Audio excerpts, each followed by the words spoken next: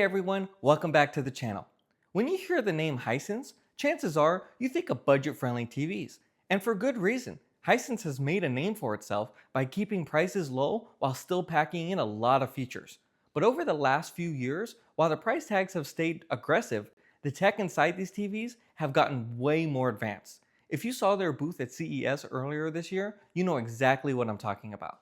They were showing off a massive 136-inch micro LED display and their new trichroma LED technology. But let's be honest, most people buying a Hisense TV aren't shopping for a wall-sized display. They're picking something up from the company's ULED lineup, which includes the U6, the U7, the U8, and the U9 series. And sitting just below the flagship U9 is the model we're looking at today, the brand new U8QG. There are some meaningful upgrades this year compared to last year's model. Hisense continues to use a VA panel with a mini LED backlight and up to 5,000 dimming zones depending on the screen size. New for this generation is the HiView Engine Pro, which is a more advanced processor that uses AI to improve both picture and audio quality in real time. As for HDR support, the U8QG checks every box. It handles Dolby Vision, HDR10, HDR10 Plus, and HLG. Audio also gets an upgrade as well. The U8QG now comes with a built-in 4.1.2 channel Dolby Atmos speaker system. On the 65-inch version, that system delivers 72 watts of power. DTS Virtual X support is also included. And the U8QG is available in multiple screen sizes, starting from 55 inches all the way up to a massive 100-inch display. From the front, the Hisense U8QG keeps things pretty minimal. There's basically no bezel on the tops or sides, just a slim brushed metal strip along the bottom.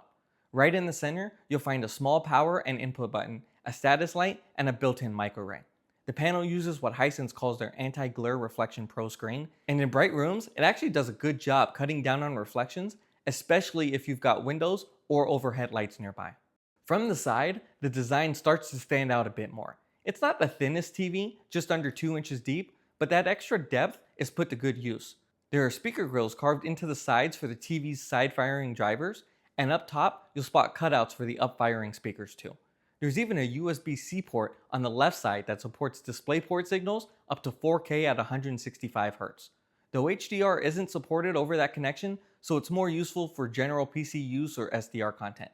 Around back, all the connections are neatly grouped on a single panel near the left edge. You get 3 HDMI 2.1 ports, all capable of 4K at 165 Hz, with HDMI 3 supporting eARC. While it's a bit unusual to see just 3 HDMI ports instead of the usual 4, it should still cover most setups. Other inputs include 2 USB-A ports, one USB 2.0 and one USB 3.0, a composite input via 3.5mm adapter, headphone and optical audio outputs, Ethernet, and a cable antenna connector. You also get built-in Wi-Fi 6E and Bluetooth 5.3 for wireless connectivity. The remote this year is similar to what we saw last year.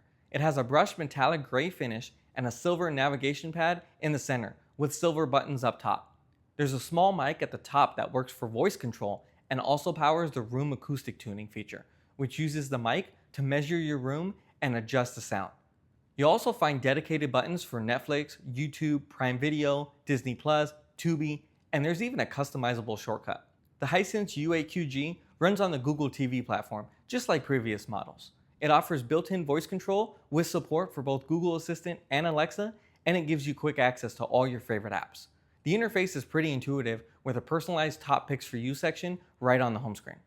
It's a feature-packed platform that covers everything you would expect from a smart TV today. Going through some of these picture settings, under brightness, you have your local dimming, which can be set to high, medium, and low, as well as peak brightness. Then you have your typical brightness, contrast, and black level settings. Underneath that, you have your dark detail, which automatically adjusts the dark levels. Then right below that, you have gamma, AI contrast, which automatically adjusts the contrast of the dark and light areas, and then HDR enhancer that turns SDR content into HDR-like picture quality. Under color, you have all your typical settings, as well as the dynamic color enhancer that improves the vividness of the image. While I recommend keeping it off for accuracy, if you like a bright, colorful image, you might want to play around with this setting. In the Clarity tab, you have your sharpness controls and an AI super resolution setting that uses AI to give a bit more sharpness. This worked well for lower quality content, but looked a little bit too processed for 4K content. Under that is your noise reduction settings and then your motion settings. Last but not least is the calibration settings tab that you can adjust white balance, gamma calibration with 2-point and 20-point control, and your CalMan service tab. Now let's talk about performance. Out of the box, the U8QG looked pretty good, though it did lean a little warm with a noticeable red push. Filmmaker mode was the most accurate preset and made for a solid starting point. After calibration, color accuracy improved significantly with an average delta E of 2.0, which is quite good. Once dialed in, the brightness numbers were impressive. I measured 3,384 nits on a 10% window and just under 800 nits at full screen, hitting 791 nits. SDR brightness was impressive as well, reaching 3,915 nits on a 10% window. That's a big jump from last year's model, and honestly, it's one of the brightest TVs I've tested so far. The brightness really shows up in content. Most TVs can't take full advantage of specular highlights the way this one does. Contrast performance was also impressive. Native contrast came in at 7,289 to 1 and a dimming zone count of 2,048. I left local dimming on high for most of my testing. That setting gave me the best black levels without noticeably crushing highlights. Blooming was almost a non-issue. I didn't notice any in the black bars during movie playback. The only time I really saw it was with bright objects on black screens at viewing angles around the 30 to 35 degree off-axis mark. In terms of color performance, the U8QG does a great job, covering 97.5% of the P3 color gamut and 83.4% of BT 2020. Skin tones look good and scenes with bright colors like reds or greens came through punchy but still accurate. Upscaling saw a pretty big bump this year thanks to the new HiView Engine Pro. 1080p content looks sharper and cleaner overall. There's better detail retention in hair and fabric. Even 720p cable feeds held up surprisingly well. The AI processing this year seems to do a great job at prioritizing facial detail without over-sharpening. Last but not least is the motion processing on this TV. While it's generally good, it is one area that can use some improvement. There's a custom motion setting with blur reduction and jutter reduction sliders that help manage jutter. Increasing these settings can improve motion, especially for low bitrate content, but it also introduces some soap opera effect, SOE. I found that keeping both settings at a 3 provided a good balance, minimizing jutter while keeping SOE to a minimum.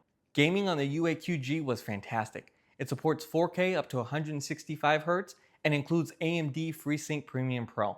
I measured an input lag of 9.8 milliseconds at 4K 60Hz, which is right up there with the best performing mini-LED TVs I've tested. Games felt snappy and responsive. Whether I was playing a fast-paced shooter or something a bit more cinematic like Hogwarts Legacy, this TV handled it all. The U8QG's built-in 4.1.2 channel speaker system actually performs better than I expected for a TV. The up-firing drivers help create some vertical separation with Dolby Atmos content, giving soundtracks a bit more depth. That said, as good as it is for built-in audio, it still doesn't quite match what you'll get from a dedicated system. Dialogue clarity is good, and the system handles mids and highs well, but obviously it can't quite match the low end you'll get with an external setup. The Hisense U8QG packs in a lot of performance for the price. It has excellent brightness and great contrast, and delivers an image that looks far better than you'd expect at this price point. The native 165Hz refresh rate, along with low input lag, makes it a great pick for gaming. You do lose a fourth HDMI port, which might be a drawback if you have a bunch of devices hooked up, but the addition of a DisplayPort compatible USB-C input brings some extra flexibility you don't typically see on a TV. Whether you're into gaming, movies, or just want a bright, high-performing display for everyday use, the U8QG is easy to recommend. For these reasons, the Hisense U8QG earns an AVSForum top choice for 2025. If you found this review helpful, be sure to give it a like and subscribe for more reviews like this one. Got questions about the U8QG? Drop a comment below. Thanks for watching, and I'll see you in the next one.